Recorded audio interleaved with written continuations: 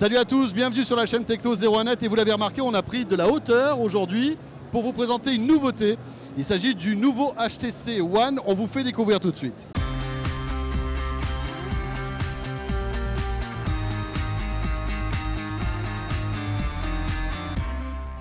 Alors vous vous demandez peut-être où nous sommes, eh bien on va tout vous dire, nous sommes à Paris à la Salvagram, donc c'est une très belle salle de spectacle. Qui a été complètement refaite il n'y a pas si longtemps que ça, qui est vraiment très belle. Et donc nous sommes dans les hauteurs, on est plutôt balcon que fosse en fait. Hein.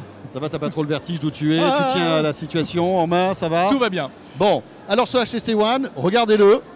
Il a une particularité, c'est un écran de 4,7 pouces. Ouais, ils se sont pas loupés sur le design. Non, il est très clairement plutôt réussi, avec ce côté un peu acier poli à l'arrière qui est plutôt joli, qui donne un aspect classieux. L'écran est Full HD. Extrêmement mince, extrêmement fin, écran Full HD, oui, 4,7 pouces, tu l'as dit. À l'intérieur, alors HTC nous dit que c'est, je pense qu'ils ont raison, l'un des processeurs les plus puissants du moment. Voilà, c'est un Snapdragon S600. Alors bien sûr il est compatible 4G dans notre pays, ça c'est une bonne nouvelle. La France. Et puis il intègre la puce NFC, voilà. Voilà, côté logiciel, c'est de l'Android Jelly Bean, dernière génération, plus ce qui fait la particularité de tous les smartphones HTC depuis des années, la surcouche Sense, dont vous voyez ici la version 5.0. Avec une particularité, c'est l'écran d'accueil qui s'appelle Blink Feed. Alors qu'est-ce que c'est? Eh bien c'est un écran d'accueil dynamique. Ça fait penser un peu aux tuiles du Windows Phone. Sauf que là, je vous rappelle, on est sous Android. Hein. Et donc sur l'écran d'accueil, vous avez une multitude d'informations qui s'affichent en temps réel. Donc ça peut être des flux d'actualité que vous avez préalablement choisis. Ça peut être votre compte Facebook, vos notifications Twitter. Ça peut être votre compte Deezer. Donc en fait, ce qu'il y a de bien, c'est que dès l'écran d'accueil, tu as déjà plein d'informations qui s'affichent. Voilà, qui se mettent à jour en temps réel. Évidemment, si ça vous énerve, vous pouvez le désactiver et revenir à un écran d'accueil traditionnel avec vos widgets.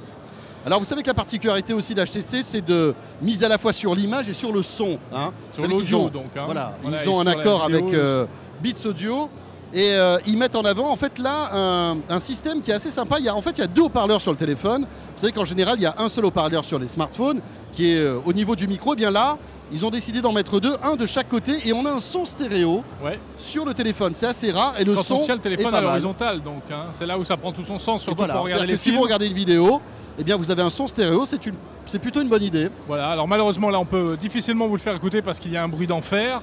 Mais on est allé dans une petite salle tout à l'heure et il faut reconnaître que c'est plutôt péchu. Hein. Voilà, ça s'appelle le Boom Sound et c'est évidemment développé avec le système Beats Audio puisque vous savez qu'HTC est un partenaire de longue date de Beats. Oui, c'est vrai qu'HTC en plus a inventé plein de mots marketing comme ça. Le Boom Sound, il y a l'Ultra Pixel aussi qui va arriver. On va vous expliquer ce que c'est tout à l'heure. Dernière petite particularité concernant l'audio, c'est un lecteur audio qui est pas mal puisque en fait quand vous lisez un fichier audio avec ce lecteur, il va vous afficher les paroles de la chanson. Oh, que c'est bien. Pas mal. Bon, mais ça marche que pour les chansons qui sont en dur dans le téléphone. Hein. Ça marche pas pour les services de musique en streaming. Exactement, par exemple. Ça marchera pas avec Spotify ou Deezer par exemple. Côté photo, alors là effectivement c'est la grosse particularité avec ce système Ultra Pixel que tu viens d'évoquer. De quoi s'agit-il? La résolution native de ce téléphone n'est pas exceptionnelle et d'ailleurs ils sont un peu flous sur le sujet. Oui, mais en fait c'est un gros 4 mégapixels. Voilà. Oui, ça nous donne des photos équivalent 4 mégapixels. Mais étant donné que le pixel est plus gros, eh bien vous avez une meilleure sensibilité. Ce qui fait que lorsque vous allez prendre des photos dans un environnement sombre, elles seront de meilleure qualité et HTC mise là-dessus en fait. Comme ici, ils appellent ça l'Ultra Pixel. On aurait peut-être dû se filmer avec un Ultra Pixel parce qu'on est un petit peu dans l'ombre malheureusement. De toute façon, on fera d'autres tests de ce téléphone et on aura l'occasion évidemment d'en reparler. Allez, brièvement, donc il y a toute une batterie de logiciels liés à la photo. Avec des effets spéciaux plutôt sympas pour faire disparaître des personnes dans un paysage, faire des petits montages rapides. C'est une suite de logiciels photo qui s'appelle Zoé et qui permet de bien s'amuser avec son téléphone et c'est livré en natif sur le HTC One. Oui, parce qu'en fait, cet appareil a la particularité de prendre par exemple 20 photos d'affilée en rafale et vous allez pouvoir choisir celle que vous voulez et il prend même une petite vidéo avant et vous pouvez mixer tout ça.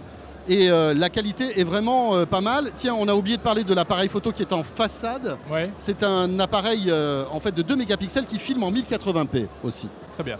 Voilà, bon, c'est un petit coup d'œil rapide hein, pour cette présentation. Vous savez comment on fonctionne. D'abord un petit coup d'œil, puis un peu plus tard, si tout va bien, un test un peu plus approfondi pour les gros smartphones importants comme ça qui marquent oui, bien sûr. parce que c'est vraiment une grosse nouveauté. Hein. Ouais, tout à fait. Il y a des tas de choses qu'on n'a pas pu tester. Évidemment, l'autonomie, on n'en sait rien. Ah non.